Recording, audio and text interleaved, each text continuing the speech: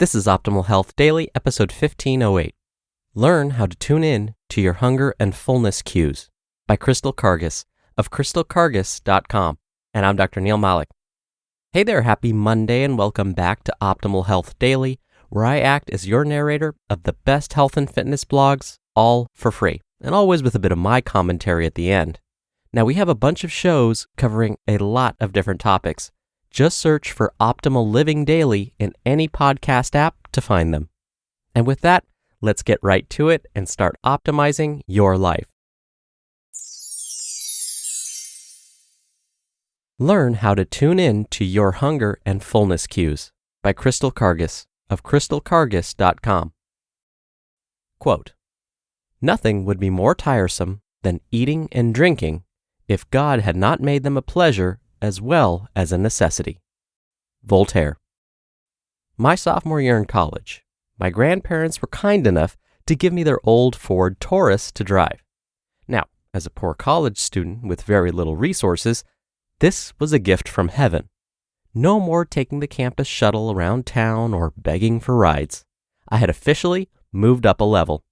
I called this car Old Blue, and for good reason too.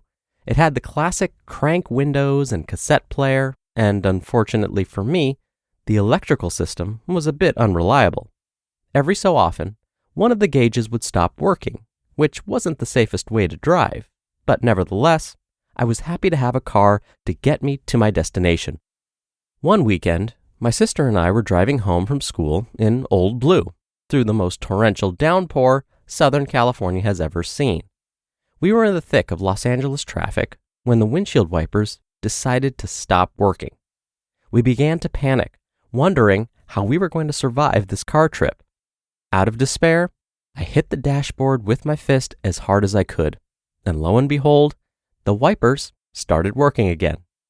This was only a temporary fix, as the wipers would freeze again, quickly filling the windshield with blurry water pour. My sister then became the designated dashboard hitter, slamming the dash with her fist every few minutes when the wipers would freeze up.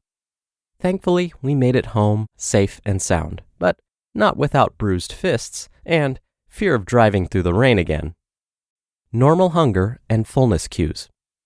As human beings, we are programmed with similar gauges that help our body survive. When something in our bodies is off, we have internal controls that alert us. And just like a car that may have broken gauges, our sense of direction and balance is thrown off when our internal controls are disrupted. This is directly applicable to how we feed and nourish our bodies. We are innately born with natural hunger and fullness cues that help our body gauge exactly how much we need to eat in order to stay well and thrive. Think about a toddler who is learning to eat while sitting in a high chair. You give the toddler a couple different food options to enjoy. And what will commonly happen once that toddler has enough to eat? Mealtime will become a play session, and that toddler will begin playing with their food, throwing their food, or squirming to get out of their seat. These are normal responses for a toddler who has recognized that their bodies have had enough to eat. Similarly, a baby or toddler would give certain cues when they're feeling hungry or in need of food. When dieting affects eating behaviors. Unfortunately, these natural hunger and fullness cues that guide our ability to eat get sabotaged by many disrupting factors that we encounter through our lives.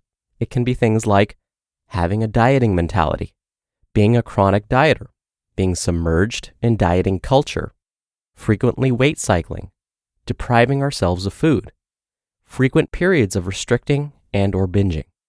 Just like driving a car with a broken odometer or gas gauge, it becomes difficult to trust your body or even know how to feed your body appropriately, especially when your signals of normal hunger and fullness may have become distorted. Nourishing a healthy relationship with food. Whether you have a history of chronic dieting or disordered eating, it can be hard to know how to get back to basics. Nourishing a healthy relationship with food begins with normalizing your eating habits and reconnecting with your natural instincts of hunger and fullness. This often means rediscovering the pleasurable aspects of eating and learning to eat what is truly satisfying and pleasurable, not according to a dieting mentality. Another aspect is developing inner awareness or mindfulness in regards to your body and the many sensations of eating.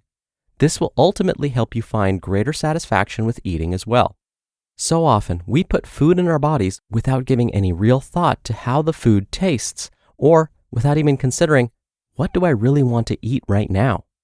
Learning to consider each of your senses while eating can help you reconnect with your body and better respond to your innate ability to regulate your hunger and fullness. Eliminating distractions while eating can also help you better tune into what your body is needing, such as putting your phone away or turning off the TV. Becoming an intuitive eater. The process of fixing your internal gauges that have been damaged by diet culture or dieting is a gradual journey. If you find yourself recognizing that you don't often listen to your body, but want to regain these abilities, know that you are not alone. Awareness is the first step toward change. Learning how to trust your body once again and tune into your hunger and fullness cues are important principles of intuitive eating. You can develop a lifetime of freedom and joy in your eating by developing a comfortable relationship with food and your body. Reach out for help and support if you are struggling in this area and are ready to hone the innate intuitive eating skills that are already inside of you. You just listened to the post titled, Learn How to Tune In to Your Hunger and Fullness Cues by Crystal Karges of crystalkarges.com. Dr. Neil here for my commentary. Hara Hachibu. This is a simple phrase that many Okinawan citizens say to themselves before they begin eating. Now it loosely translates to eat until you're 80% full. Or put another way, eat until the hunger feelings have passed, but not until you feel full. The difference between feeling 100% full after our meal and eating until we no longer feel hungry can mean the difference between consuming 500 calories and 1,000 calories in one sitting. Okinawa, Japan has quite a few citizens that live to see their 100th birthday.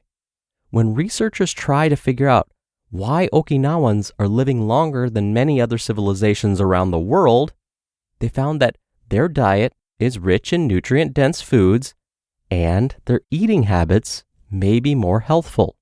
Eating habits like eating until they're only 80% full. All right, that'll do it from me for today. I hope you have a great start to your week, and I'll see you back here tomorrow where your optimal life awaits.